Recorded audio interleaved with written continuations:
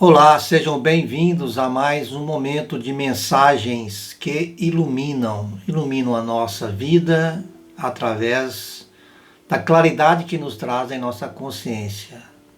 As enfermidades espirituais, elas existem ou não?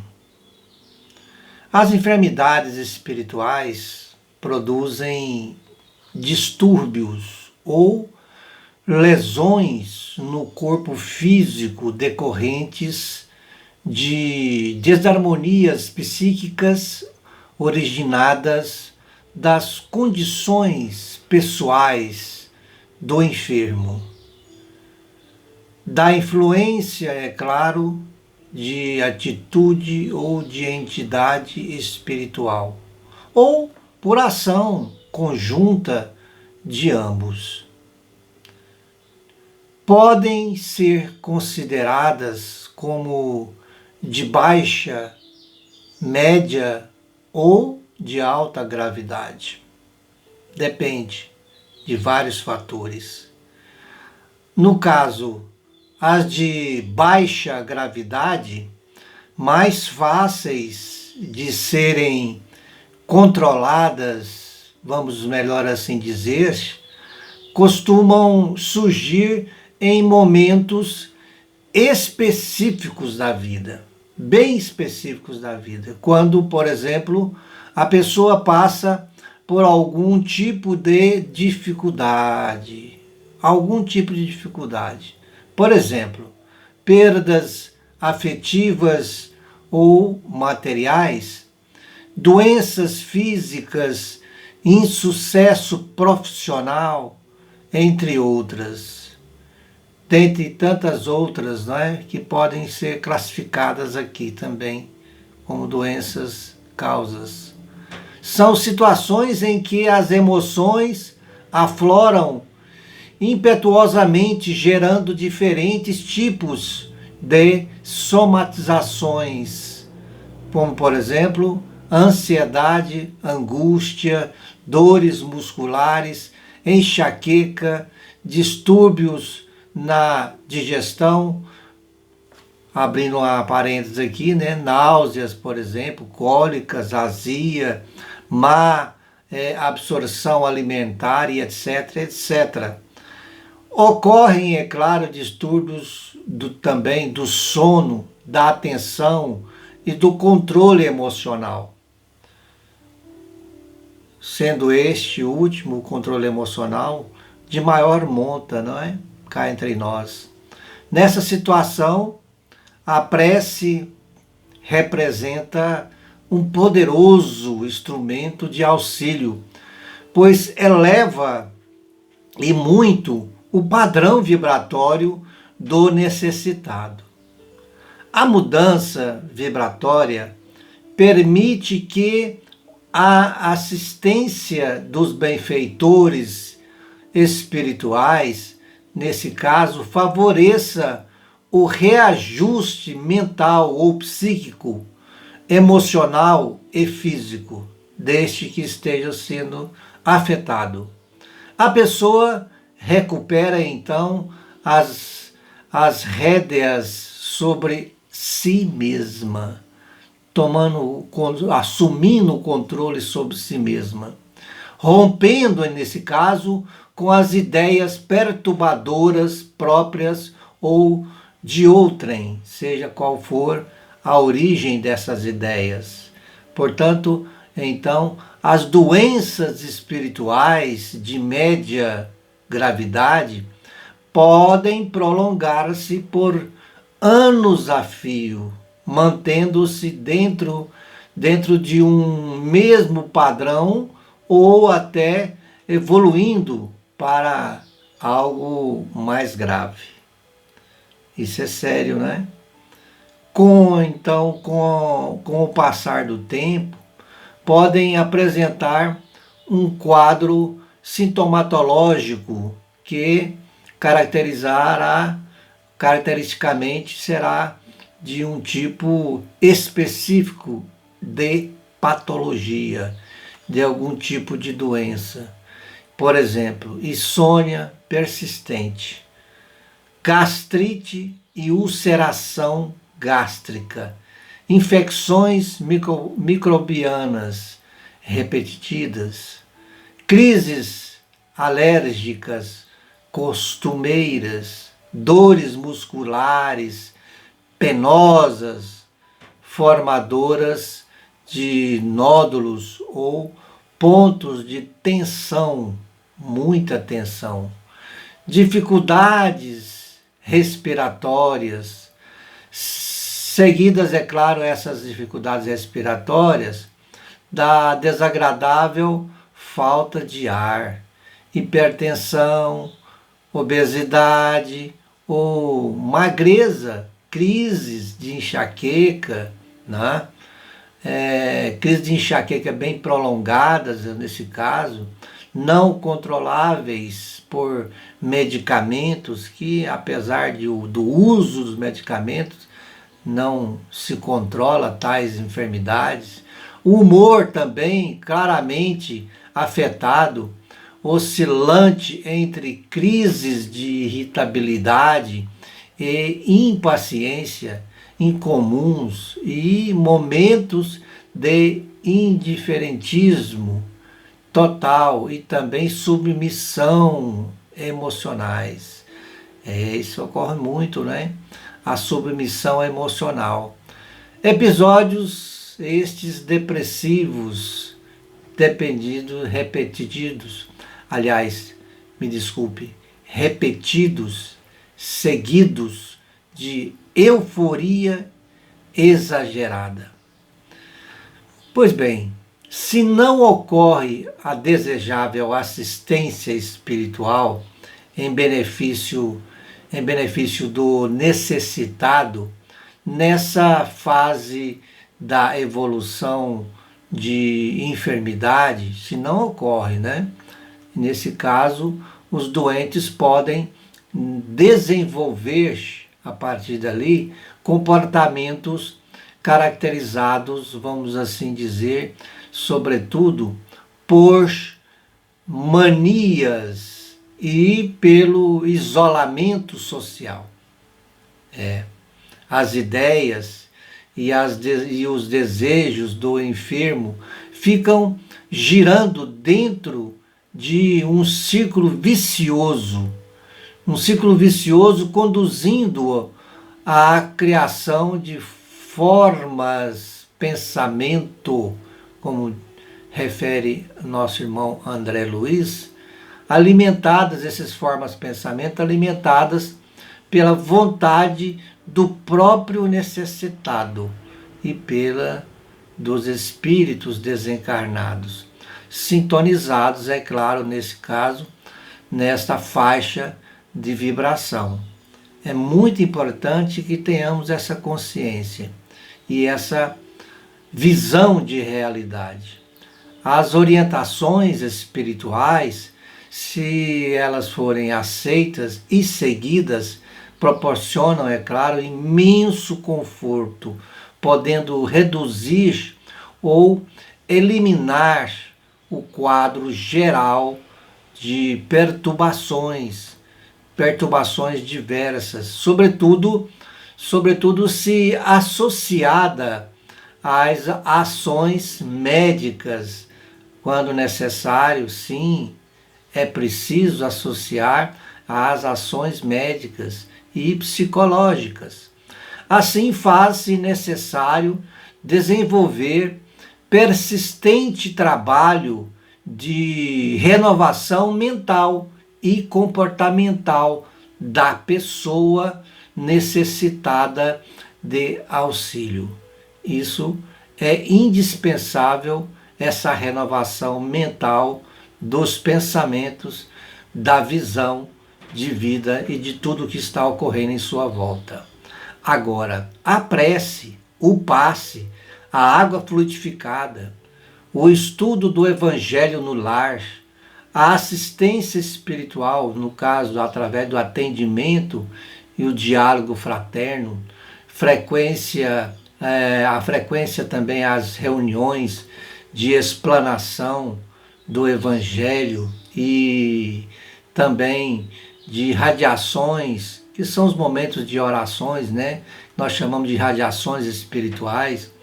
O estudo espírita, entre outros, representam, nesse caso, instrumentos valiosíssimos de auxílio e de renovação.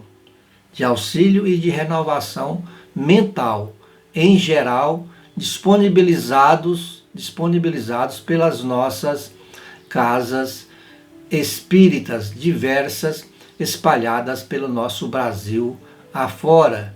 As enfermidades espirituais, classificadas como graves, nesse caso, graves, são encontradas em pessoas que revelam perdas temporárias ou permanente da consciência.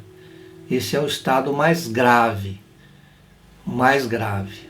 Então, a perda da consciência lenta ou repentina pode estar associada, é claro, a uma causa fisiológica, como por exemplo a velhice, causada pela velhice, ou a uma patologia qualquer, como lesões cerebrais, de etiologias diversas.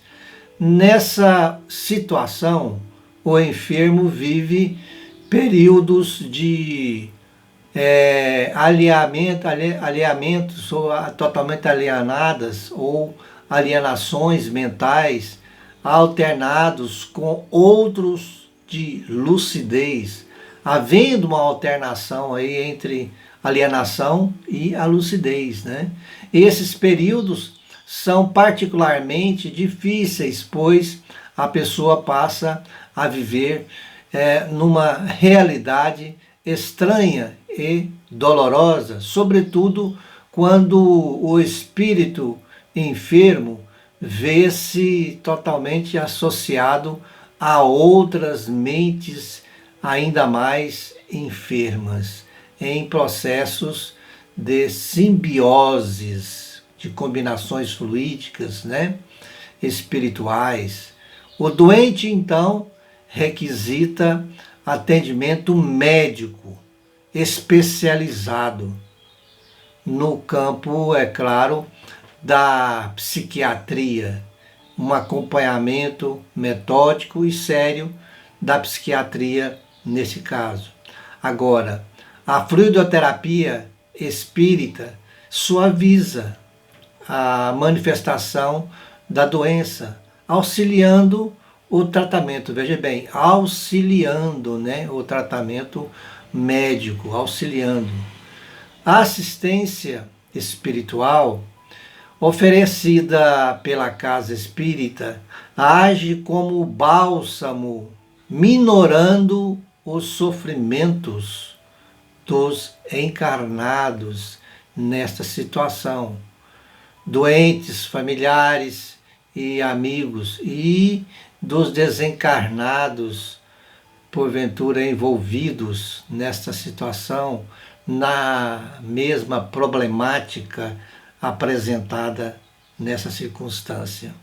Então, o atendimento ao perturbador espiritual nas reuniões específicas de desobsessão, assim como as irradiações mentais em benefício do obsessor e também do obsediado, produzem resultados significativos, fundamentais, necessários, indispensáveis ao processo de libertação espiritual.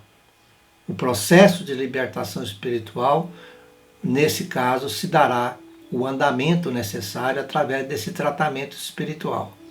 Então, as enfermidades espirituais representam uma realidade impossível de ser ignorada, sobretudo nos tempos atuais, quando sabemos da existência de um alerta superior que nos aponta para a urgentíssima necessidade de avaliarmos a nossa conduta moral, o nosso comportamento moral, desenvolvendo, nesse caso, ações e atitudes compatíveis, é claro, com a lei de amor, justiça e de caridade. Fazendo assim, as enfermidades espirituais, vamos também lembrar que as enfermidades espirituais deixarão de existir, de uma forma lenta que seja. Esclarecem-nos também os benfeitores espirituais quando nos renovarmos para o bem. Assim acontecerá. Paulatinamente, o processo de melhoria vai se instalando. Nesse sentido, são oportunas as elucidações do espírito André Luiz, dizendo que a enfermidade, como desarmonia espiritual, sobrevive no perispírito.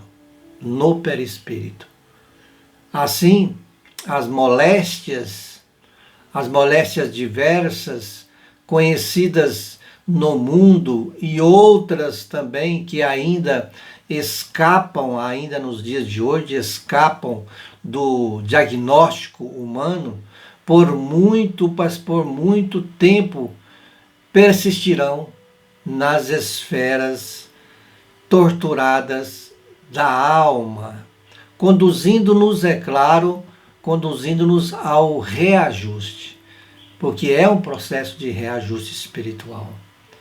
A dor é o grande e abençoado remédio.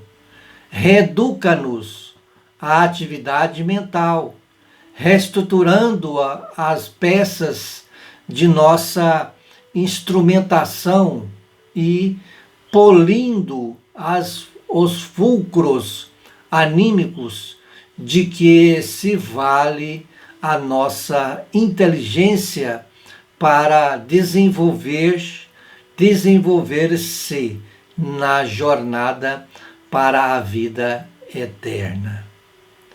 Assim nós vamos sendo esclarecidos que depois do poder de Deus é a única força capaz de alterar o rumo de nossos pensamentos,